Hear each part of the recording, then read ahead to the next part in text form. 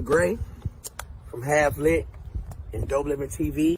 Hey, this your boy Don Ritchie representing the Midwest 219 Stand Up. Hey, what's up, y'all? It's Lamar Tate. This is your girl Monifa. Hey, what up? It's your man Dave Hollister from Blackstreet. You know what this is right here. This Trigger Tretch in the building. Hey, what's up, y'all? This is your boy Jason Weaver. And whenever I'm back home in the Chi, I'm checking out Dope Living TV. Hey, it's your girl Adina Howard, and you're watching Dope Living TV, live with Greg Gray and the crew.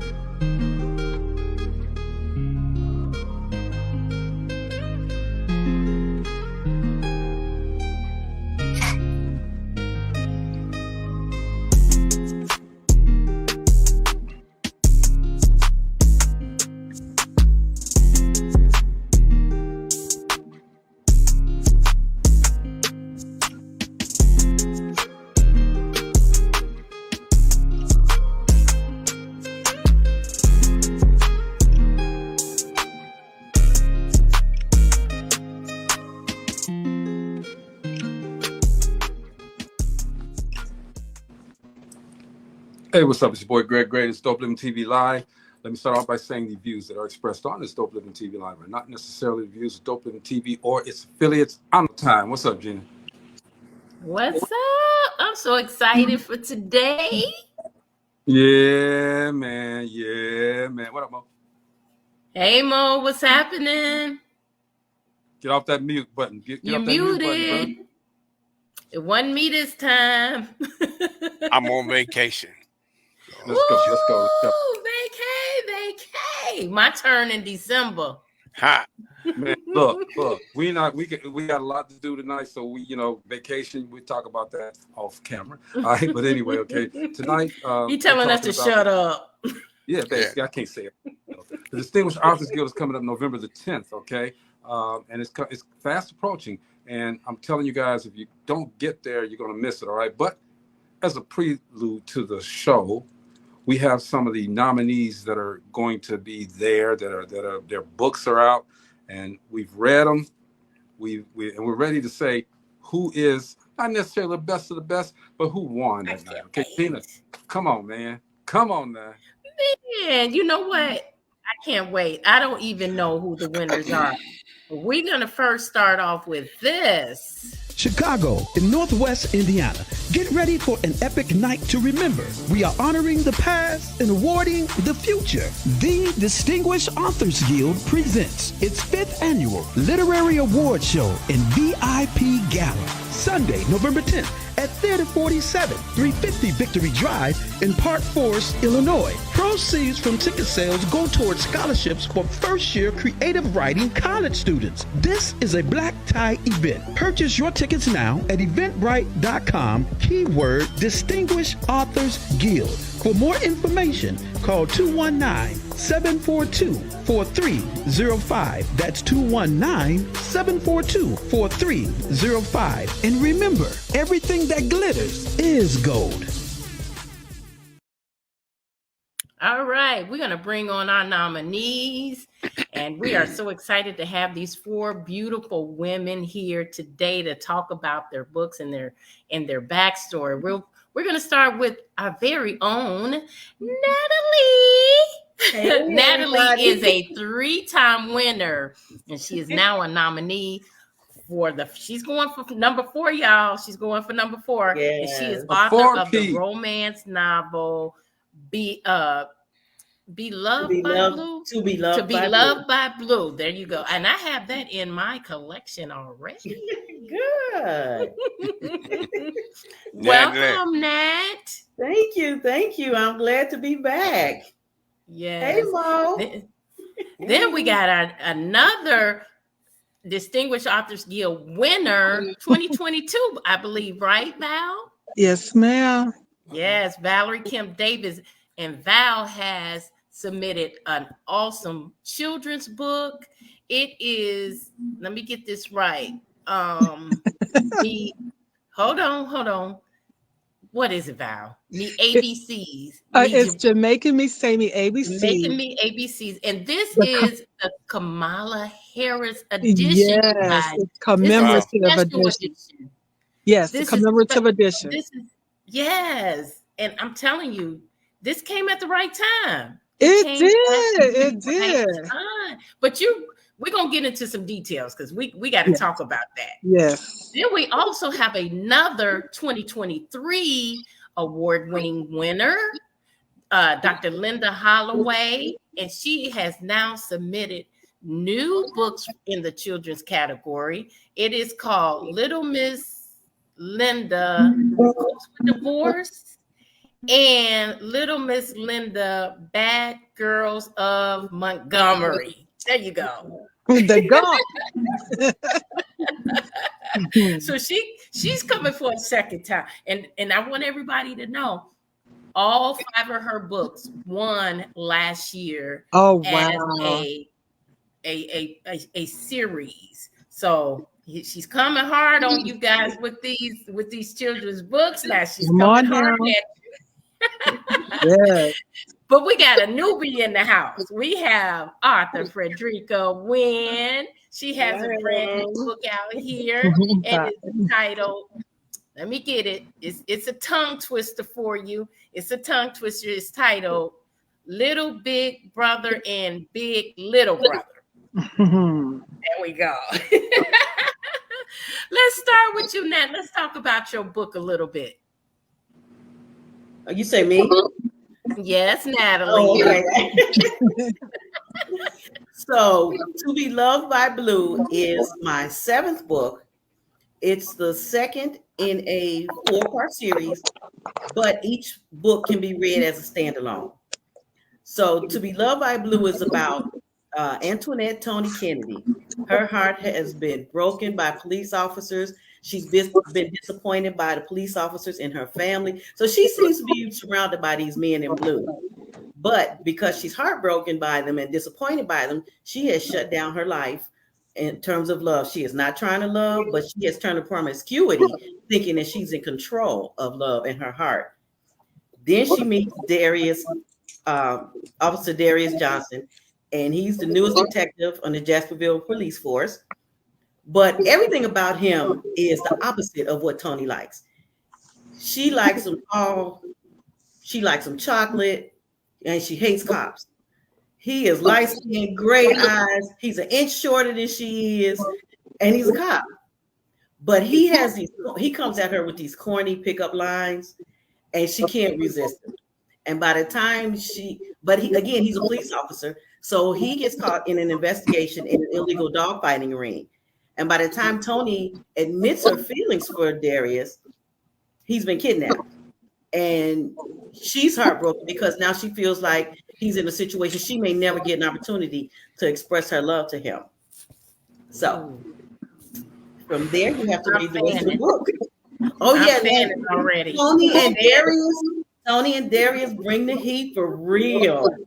I think that I got a little further in the heat area in this particular book than I did in the rest of them. I'm telling y'all, this is a love story, so watch out now. She don't hold Did you back. go, Natalie, did you go soft porn on that? What?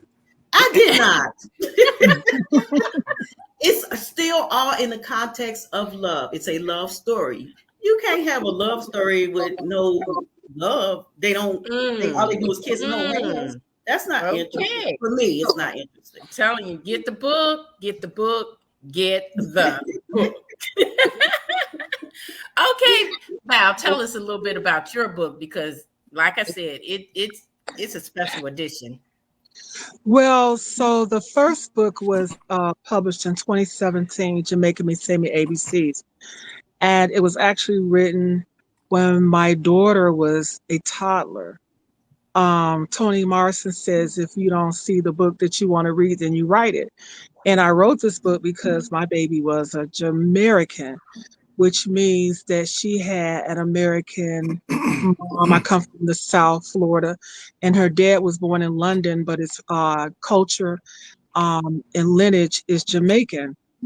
And so I didn't really see any books like that to read to my kid. And books were always around me. My mom was an English teacher over 40 years. She was actually the language chairperson of her department, English department.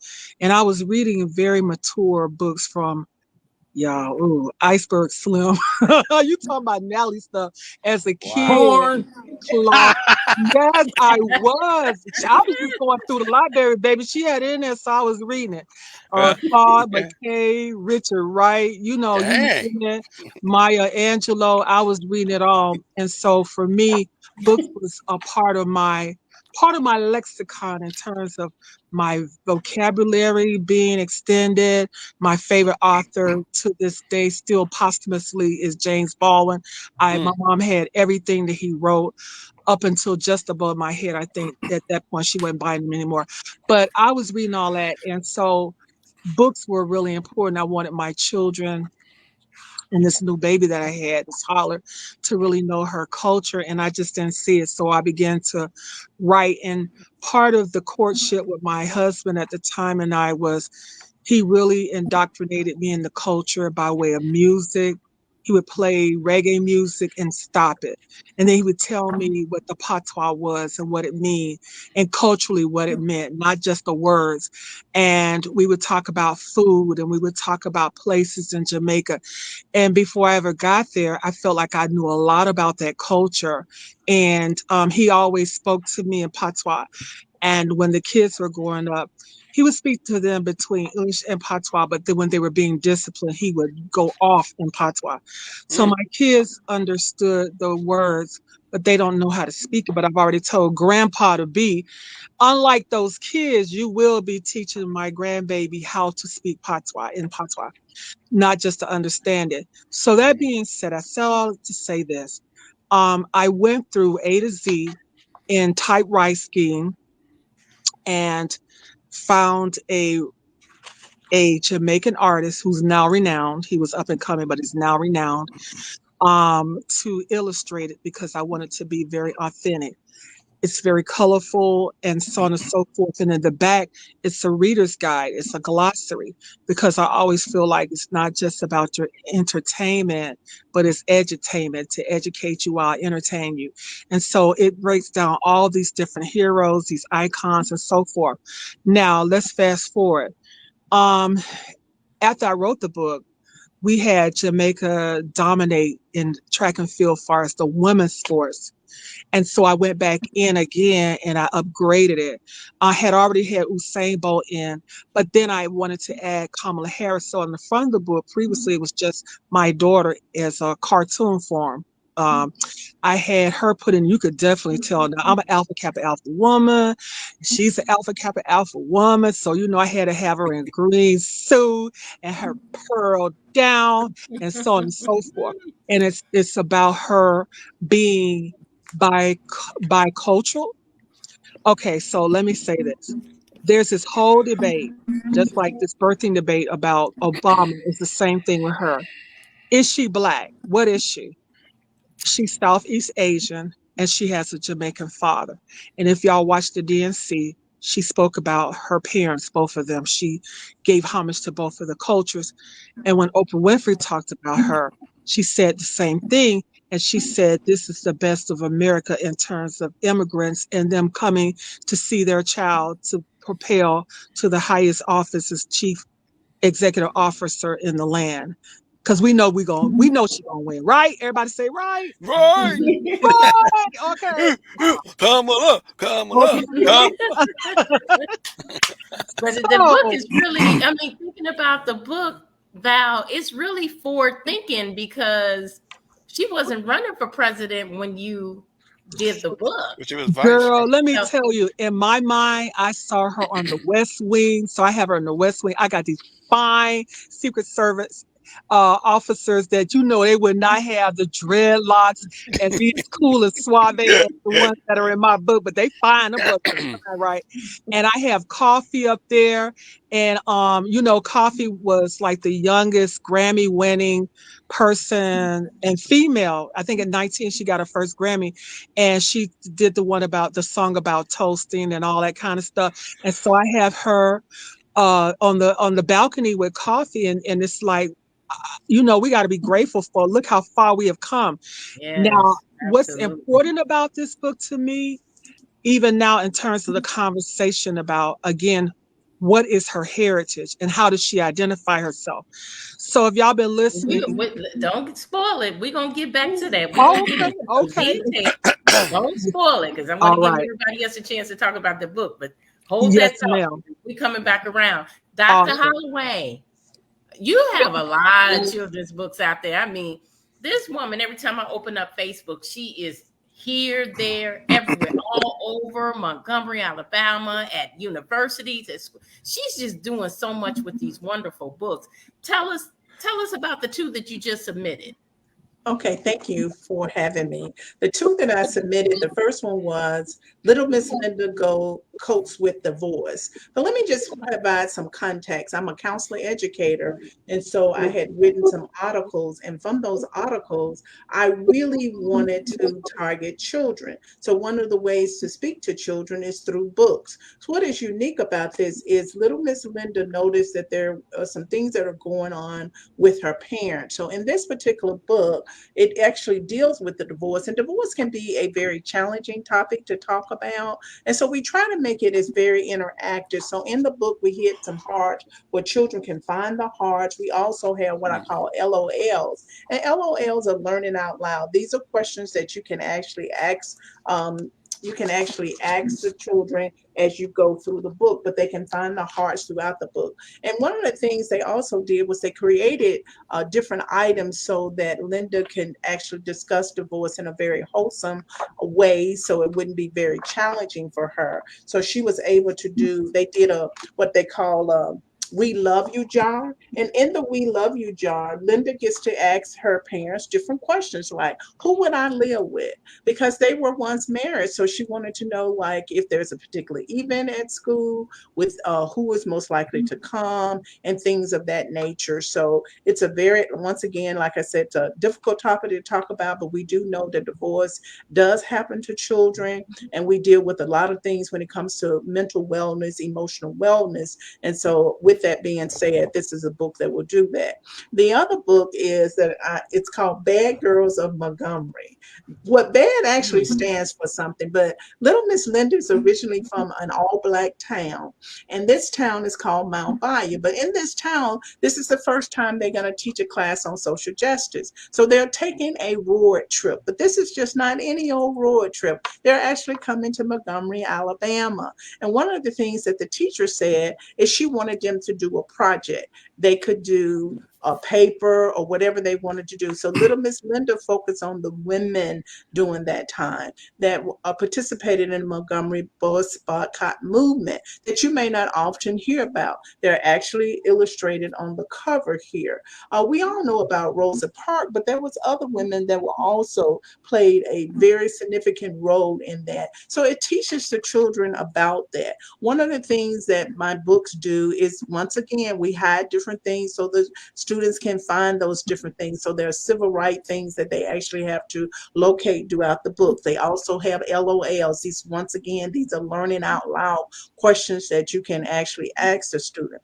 This one is a little different in the sense that it has a dance. I do have some books, it's called the Montgomery Shuffle. So we teach the kids how to do it and they kind of dance along. Because one of the things when you're interacting with children, you actually want something that's going to be very entertaining and that's going to capture their attention. And one of the things Linda does, Little Miss Linda does when she does her presentation, she always says, "Bad Girls of Montgomery," and she goes, "Beat, beat, beat." But she do want people, she do want people to know that throughout the world, no matter where you're located, there are bad girls. And bad stands for bold and determined.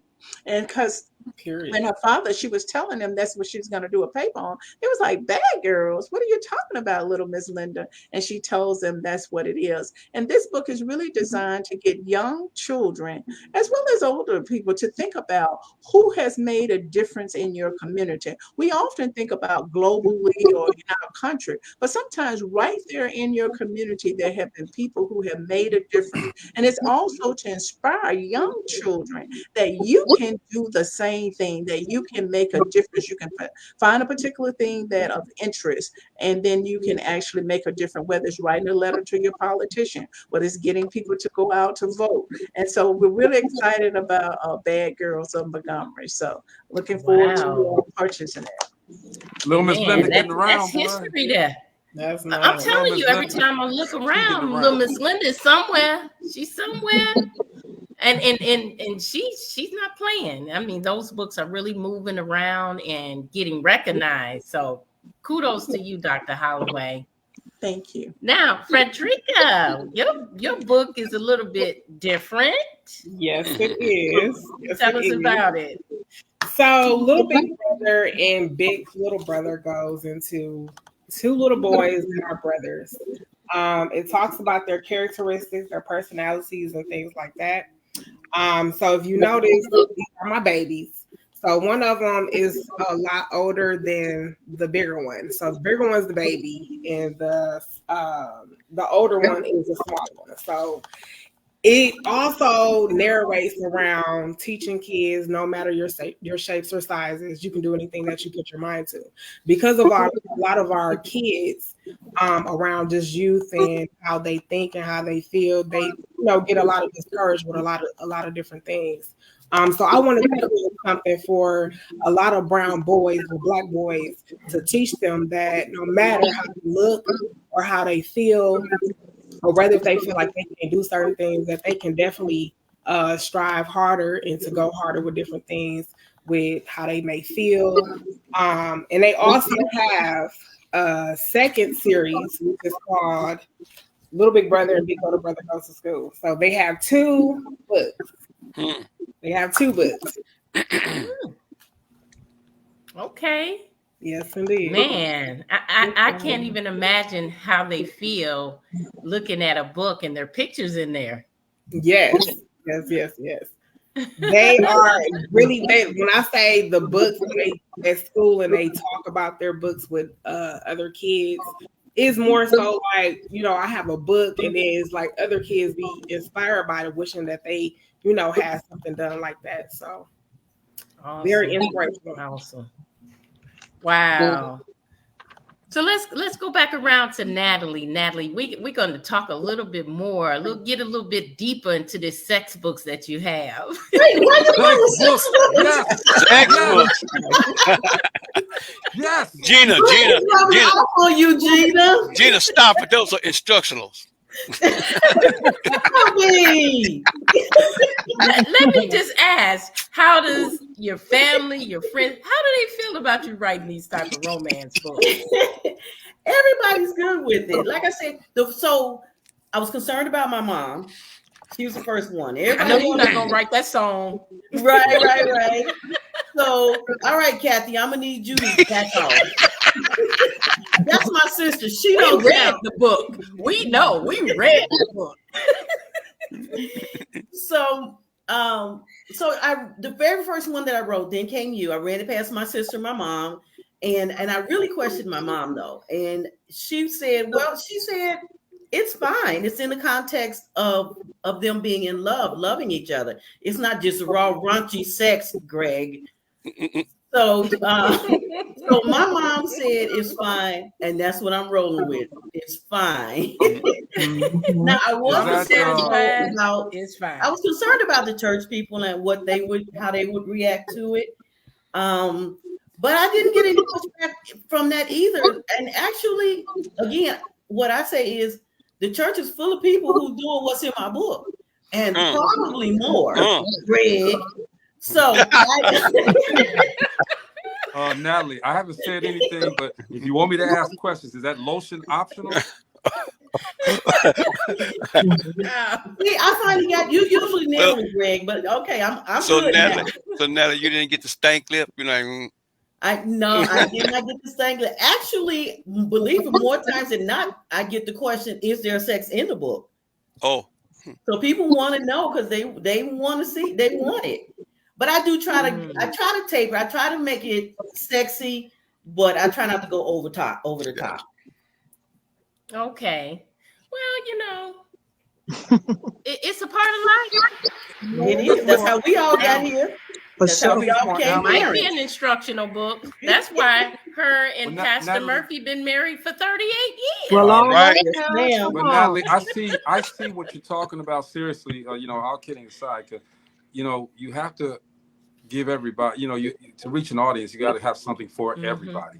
Mhm. And I know, I understand that in your particular genre, you've captured a particular audience with your books. All right, so it's more of the adult people, the more people that are more adventurous, I'll call it, amorous. And I know your books are great. I mean, even Thank you. they're great. And see, I was good. 2 years in a row. I You're appreciate doing it. something right. Yeah. Let's get back to you, Val. I want to talk more about your book. I know it's very cultural. You are really doing a lot. You've been over to Jamaica. You even had music. Yes. Yes. So, for I guess I'm gonna try to see if y'all can see it. There's Kamala, I see it. and Yes. then there's Stasha. Can you see? That's the one who's getting ready to have my grandbaby. Another generation of multiculturalism. Very Right. cool. There we go. So, want to clarify something. I wrote the book in 22, or it was published in 22. I wrote it in 21, published in 22, with all the changes and so on and so forth, right? In 2020, she was elected as VP. And my glossary is probably one of the longest set of information about anybody in the book, because this was a commemorative edition. It says at the top, commemorative edition honoring first USA female Vice President Kamala Harris. Now, this is going to be limited.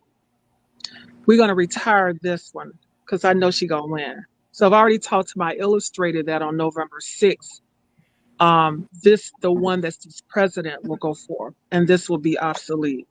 Because I believe that's strongly that she's going to win. I do. Boy, it'd be cool if you can get that signed. Oh yes, absolutely. And I have been listening to some serious conversations. For me, the books that I write deal with us coming through the Middle Passage and being dropped off at different location points. And so a lot of times we feel like it's them and us when it's really us collectively, the blacks and brown, whether we were dropped off in Brazil, Cuba, Haiti, Jamaica, Bahamas, Bermuda, London, the Americas. We have a commonality in terms of our pain, because when we all went through the door of no return, or we went through different ports and was dropped off, whether it be in South Carolina as a Geechee or Gullah, we still had to get out here and either pick tobacco, pick cotton, do whatever, dye indigo, Have babies.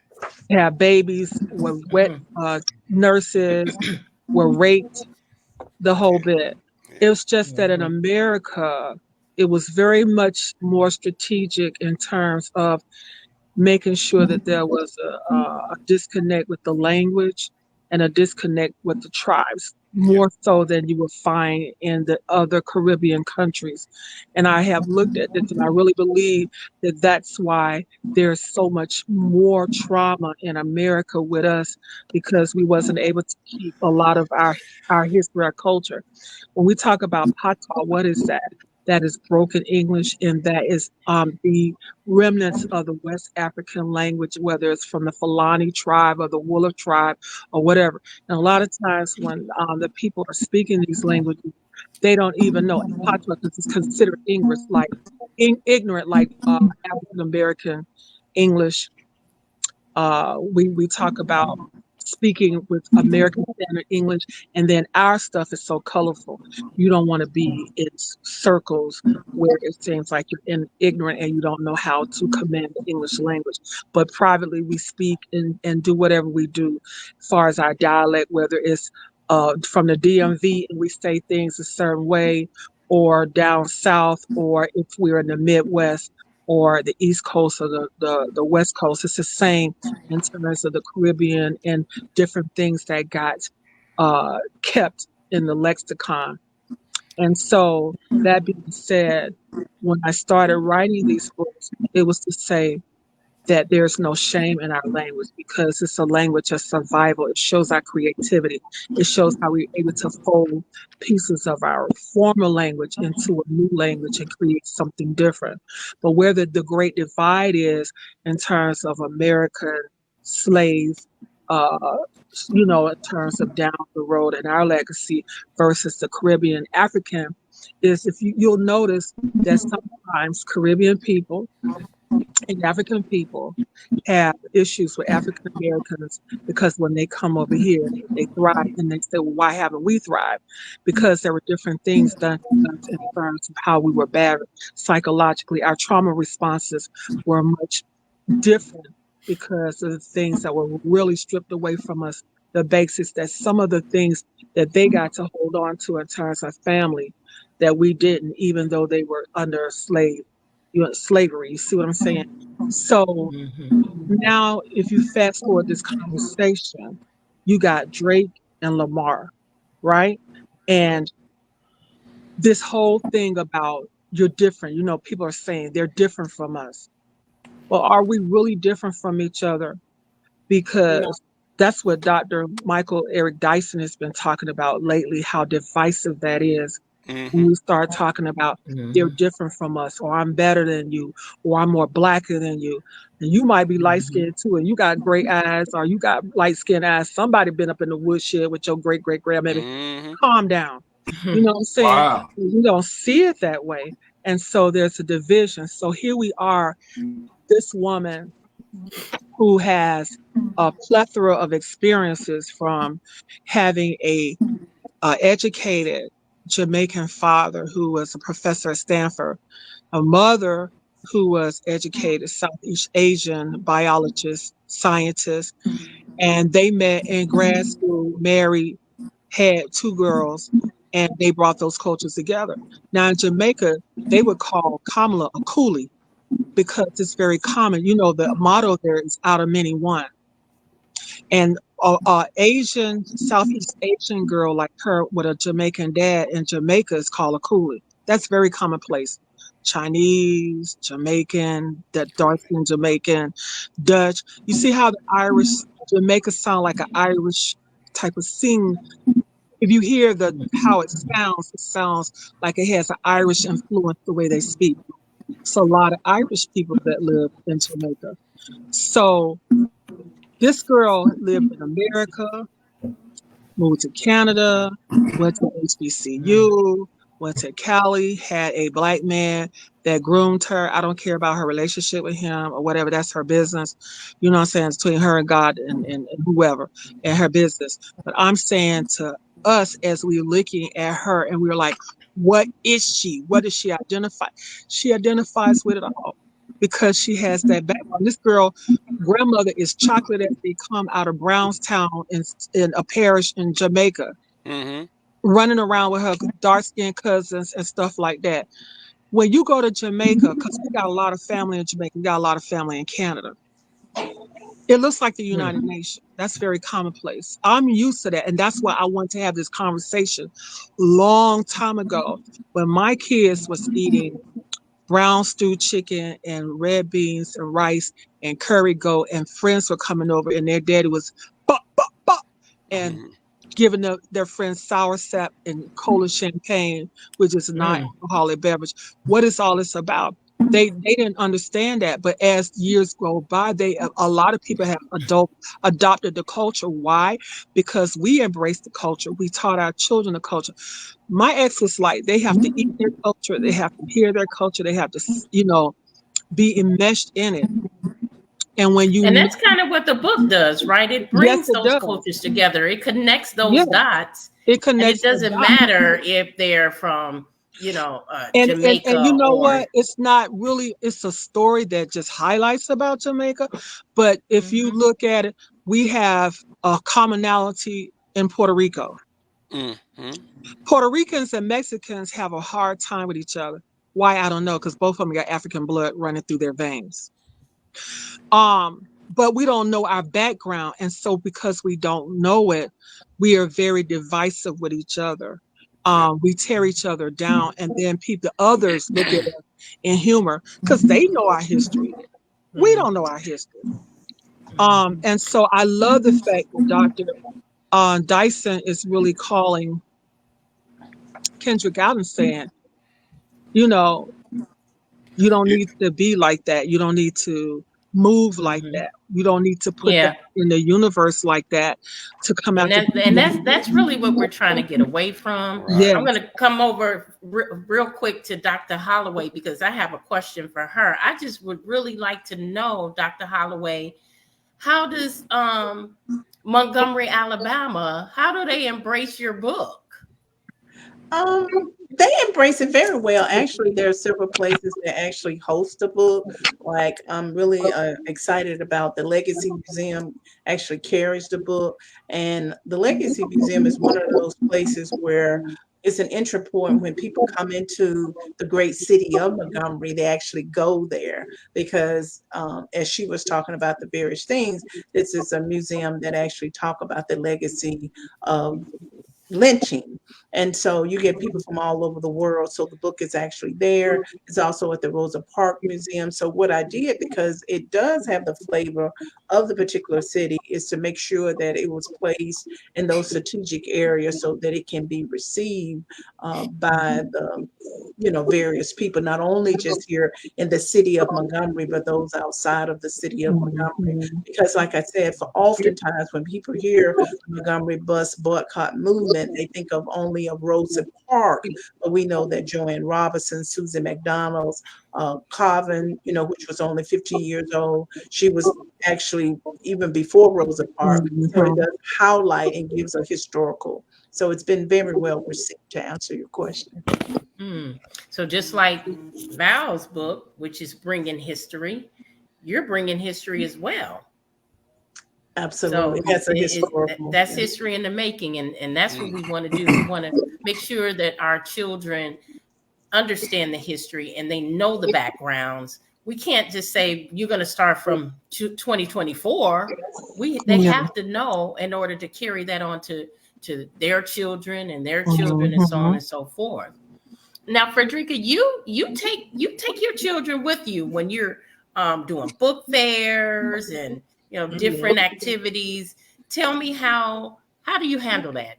Being able to do all of these things because you're doing so much, and still have your children right there. A lot. Usually with the vending events that we do is more so to have my boys learn how to interact and how to talk in front of other people, getting to know just different other kids, whether they not black, white, different colors. To also just teach them a number of things that can help just throughout just them learning as young boys.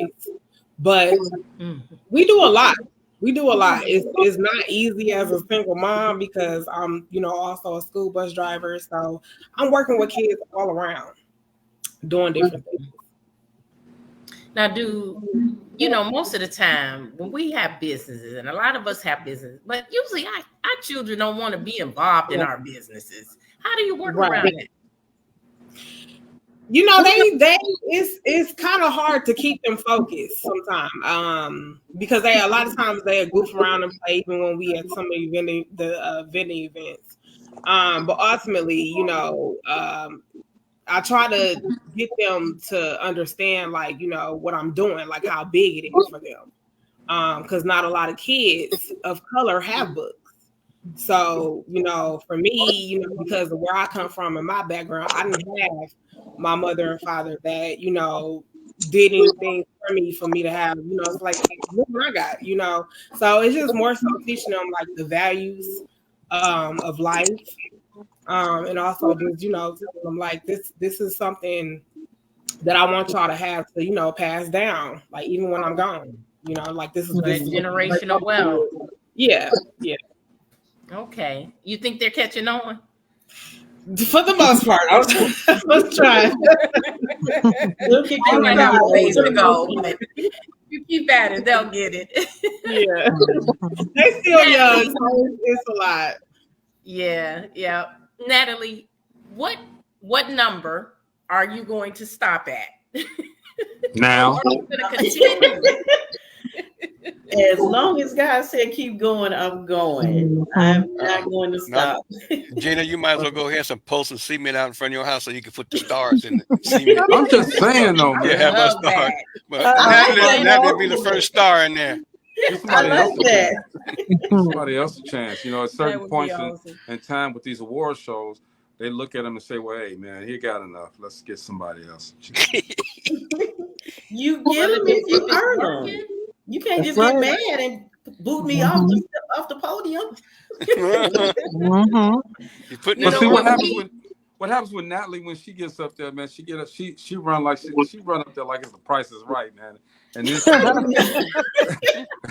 Look, I know that's a lie because every time I've come up, I've had on heels. I don't run in heels. and then she get up there all That's crying okay. Run and stuff, get man. yours, Nat. Go on and run and get it. She be All right. crying and stuff. It's like the first one, okay, I can understand the tears, but the second and third one, come on, man, quit crying. Really, Greg? Really? Quit crying. Yeah, Quit really. crying. Right. Come on, Negro. She'll be crying. But no, you know what? You know, I have to ask this question, and I know you get this question, Natalie. Okay. Is any of this stories in your books based on real life? No, it is. They're all fiction. Now, I do get my inspiration from different parts of life, period. Things that have happened in my life, things that have happened to other people's life, things that I witnessed or saw growing up. I mean, I get inspirations from anywhere. Well, So hell, no, I got none of 49 these more are books true. for you then. I got Say it 49 again? more books for you. No, I don't want your ideas, Greg. I appreciate you. I do. I'm gonna stay in my lane about though. his love life. I'm I'm gonna stay in my lane. Thank you very much. I appreciate it. You be talking about the Pimp Chronicles. Oh, right. Oh boy. Don't give her no ideas. Yeah, no. She already know what the book I is don't like. know anything about pimps, so I can't write nothing about that. Rashana Now, Gold says, Dr. I Holloway. got a story for Natalie. Get your tissues and popcorn and favorite beverage. All right, Rashana. Dr. Holloway, do you plan on moving out of children's books and into another genre? Yes. I actually, there's another area I'm very interested in, and that's Black women in therapy. So there would be what you call low content books, maybe looking at some workshop books as they deal with Black women in therapy. So from that perspective, and also maybe something from a spiritual perspective, you know. So from Christianity. Absolutely. You better move on it. Don't sit on it. I'm telling you, when God say move, you better move. That sounds like a whole nother good lane right there. Yes, absolutely. Yes. She Natalie shaking her head up there. She gonna get off those stories and start to let me go to church and get some research. That's right. That's right. Kevin's tears and drop. But Natalie actually can do that now with her books.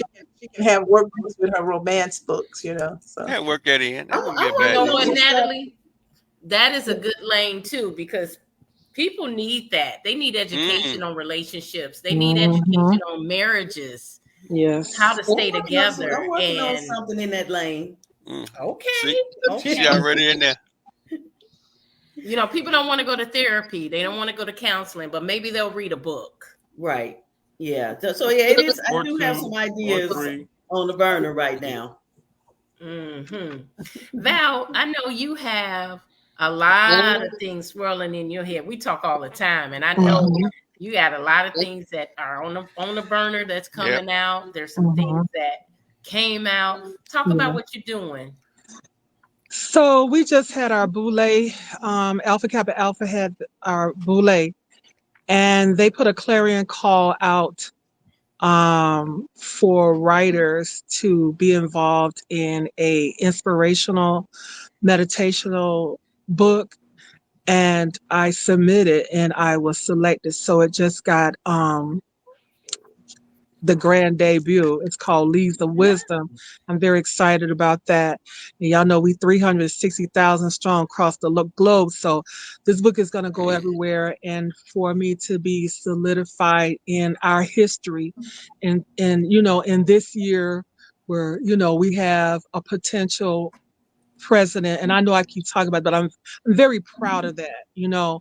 I wouldn't matter to me. It wouldn't matter to me if I had never been a part of a sorority or anything like that. It's just that the woman is a woman of color, and to be associated with this sorority and being, we have done a lot of firsts, and this would be one of the greatest firsts. I'm just excited that she appeared at the Boulé. I'm excited that the book, it carries one of my pieces in this anthology, and that's exciting. I have been trying to get a book called Hopped on Pops published through traditional means. And I'm getting very discouraged, but my daughter keeps saying, "Hold on, Mom. I have a You literary better agent." hold on. She's like, "Hold on." And so I'm just trying to see if the world is going to change. But it's written from the perspective that children who have to look at the news, hear their mother and fathers cry, know that their brothers was killed, their cousins was gunned down, Sonia Massey who got mental health issues, with a pot of water that she put down, and rebuking, using godly sacred words, I rebuke you in the name of Jesus, still was killed. Or, it's just, we continue to see it over and over again. And then there is a difference on how we are considered to protest versus them.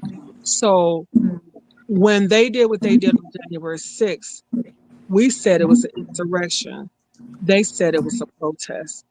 When we protest, it looks like to them a riot and insurrection, and we get gunned down. So there's inconsistency on how we label what we do with each other. That being said, the back of the book is my daughter as a child with her father sitting there in fear, watching on the TV, them storming the Capitol. And throughout the book, it's all these different scenarios that might be loosely based on actual cases or not. And it's very clever. And what I did was took Dr. Zeus. I'm a very big fan of Dr. Zeus. I love rhythmic cadence. And that he had a book called Hop on Pop. Well, I took it and put it Hopped on Pops. And it's the book that help you have the talk. Because it's a very hard talk that we parents have to do with our children in terms of how you decorum, how you should conduct yourself, how you come home safely. And sometimes that doesn't work. And so I know that they have post-traumatic stress disorder, looking at all this stuff, hearing all this stuff, going to the People don't funerals. realize that. Yeah, They they don't do. realize it. They Parents think have because it. they're children Yeah, that they're sponges and it's going to bounce up off them, but they don't yeah, realize that this does affect children's mental, it and that's does. why they act out the way they do. That's That's why it. they have, the issues that they have is Hmm. because of that, the PTSD. Yes. But I want to real quick talk to, these subjects. We at one point, this is why I love to honor our authors of the past, because they have opened doors that we would have never been able to enter. We talk here about children's books that go into deep subjects that would, in our homes growing up, you didn't talk about these things. But now we have books out here that address these issues. Yeah. And this is why Distinguished Authors Guild does what it does. But then we have books like Frederica's book, which is very light, entertaining. Is it any books that you would write differently? Do you plan on writing something different than children's books, or going any deeper than just entertaining, Frederica?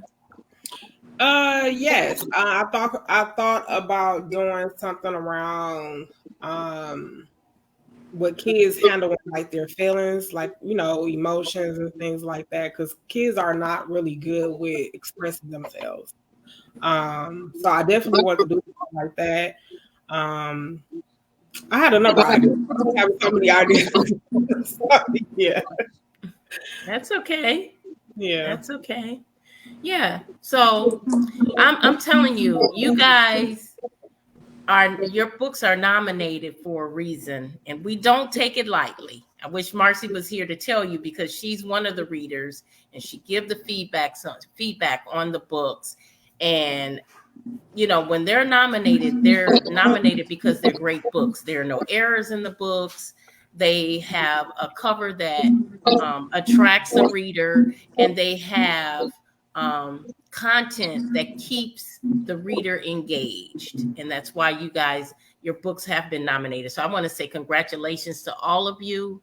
You're doing a wonderful job. You know, I appreciate the fact that you continue to open doors and knock down barriers. You guys are the ones who picked up the torch and continue to carry it. So now we're at a point where we go around the room and we want each and every one of you to give our audience something to leave here with. Let's start with you, Natalie. Okay, so I'm going to piggyback on what you just said about carrying the torch.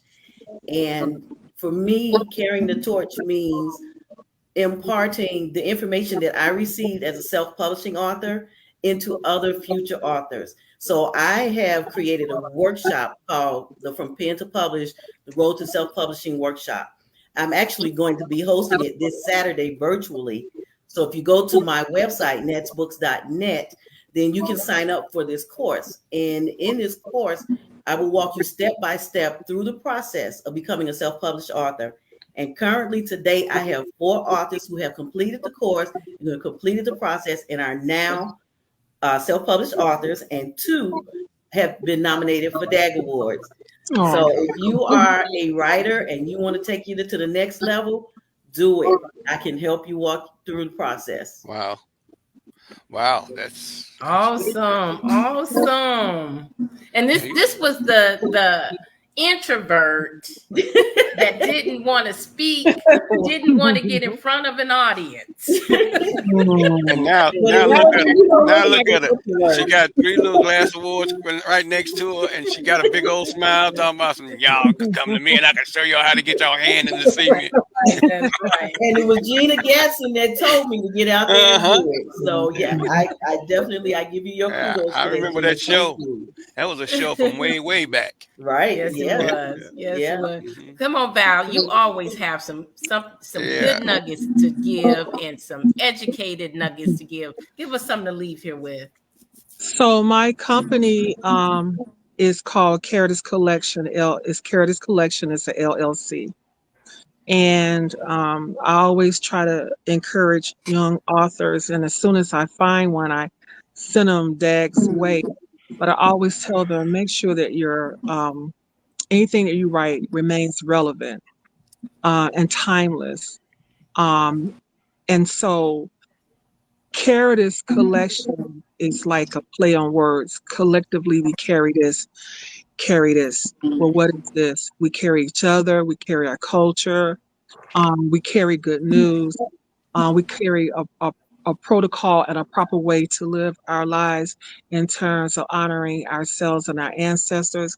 And the company was named after Michael's grandmother, Aletha Caritas, who stood in the gap when the family was breaking apart. And it was really ugly to salvage those children, which I feel like that legacy has poured down into my ex, my kids, and that's why we do the things that we do. It's down in our DNA. I did a One Love project, a platform based on Jamaica Me Say Me ABCs. I took it back to Jamaica and met with the educator over there where we did a platform of Phoebe culture to say to the kids, it's okay to appreciate other people's culture, but don't assimilate. appreciate but don't assimilate. Wow. Because your culture is so beautiful. It's everybody's running behind you and what you do, and you don't even appreciate things in your backyard. So if I had any words of encouragement, I would say to all the authors to make sure that anything that you do remains relevant, and it's all in looking at what are the needs today. What can I do to build on what I have inside of my book as a platform so that it always be timeless, have relevance? Because I'll say this and I'll close. If you look at some of the stuff that James Baldwin spoke about years ago, you can go on YouTube. His writings, his words were impactful, they're elegant, and because of where we're living and the things that we are challenged with, they still resonate today. Write like that, right beyond your own lifespan, right as if you know that you're going to be a part of history, that when you leave here, you have left something like a temple of familiar. And that's what I have to. Yes. Very cool. Yes. Words to live by. Thank Words to you. live by. Thank you. Thank you for that, Val. What you have for us, Dr. Holloway? I have just, I want to just encourage people, finish what you started. I know that sounds really simple, but a lot of people say, hey, I want to be an author. I have an idea, but just kind of getting started and finishing what you started, but also believe in yourself. And what I mean by that, believe in what you're willing to write about, because if you don't believe in it, it's going to be hard for you to sell that to someone else. And so you got to believe in what you are, what your product is, and look at it as a product that you actually are putting out there and that you're putting out for excellence. And be willing to have some kind of budget, be willing to invest in yourself, get a good illustrator, editor, someone to read over it, and enter the various contests, particularly DAG. You're going to have other people that are out there and you're going to be thinking, well, that sounds really, really good, because I'm listening to them. I'm like, man, they wrote some really good stuff. But just know that there's room at the table for your voice, and there's also room for you to enter the room. And so don't get discouraged. So I would say again, finish what you started, believe in your product, sell it like it's the last thing that you can ever sell. It's the best product that you're going to put out on the market. And also there is room for you at the table. All right. Ooh, that's what's up, Yes. man. Y'all better rewind and listen to this again. Yep. I'm telling you, these ladies dropping so many nuggets. I want another hour. Okay, we can't do another hour, but I want one. What do you have for us, author Frederica? I'll just say this, I'm gonna keep it real simple, but be the change you want to receive. I'm big on purpose. I'm big on just finding your purpose, because at the end of the day, if you ain't doing it for nobody else, do it for yourself, especially our youth. Amen. Short and simple, but strong. Yes. Real strong. Yeah. What do you want to leave us with, Mo? Man, this has been an awesome panel. I can't wait till tomorrow. Shoot. I mean, just to be real, I mean, everybody, Valerie, of course, I know I see her on the internet all the time. She don't hustle up all the time, her and her daughter. And I like the education in your message. Thank you. Frederica, I haven't had a chance to read any of your stuff. Same thing with you, Miss Wynn, but I'm listening to the messages you guys are putting out there. It's the same thing. We got to make sure that we do what we say we're going to do. And, you got to follow up. I mean, we don't have no problem going around trying to get the latest, pretty shoes, and we'll break necks, work 50 hours a week to get those shoes. You know what I'm saying? If it's something you really, really want, and you want to be an author, then get out there and do that breakneck thing with that. That's my 20 cents. Say it, Mo. Man, I just want to say that I had an awesome time tonight with these wonderful Distinguished Authors Guild nominees. Go out, purchase their books. To Be Loved by Blue by Natalie Murphy. Little Miss Linda Copes with Divorce. Little Miss Linda, Bad Girls of Montgomery by Dr. Linda Holloway. Little Big Brother and Big Little Brother by Frederica Wynn, and Jamaica Me Say Me ABCs, the limited edition with Vice President Kamala Harris. Yes. I have Valerie Davis. Go out, purchase these books. Support these authors. Come out to the Distinguished Authors Guild. We'll be at Theater 47 on November, what day? November 9th. Or November 10th. I'll be there on the wrong day.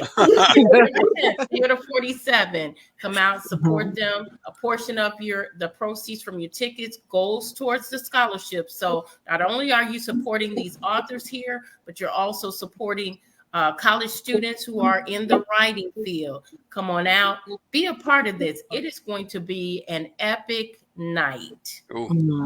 Yeah, man. Look, it has been a pleasure sitting with you guys. You guys are amazing. I don't have too much to say because we don't have a lot of time. But keep doing what you're doing because you're taking us out of reality. Sometimes we need to get out of reality. Read a book, everybody. Distinguished Authors Guild. Yep, that's my cue. November 10th. They rang. Kevin Murphy says, if you're not following Dope Living Live, DAG, and these authors, please follow them. Please follow them, okay? But if you're not following Dope Living Live, DAG, something wrong with you, all right? This is Dope Living TV Live. Thank you, ladies, for coming on. Thank you. We'll see you tomorrow with some more, all right? So yes, more nominees tomorrow. Get your rest, all right? It should be interesting, all right? We'll see you tomorrow. Peace. All right. Peace. Peace.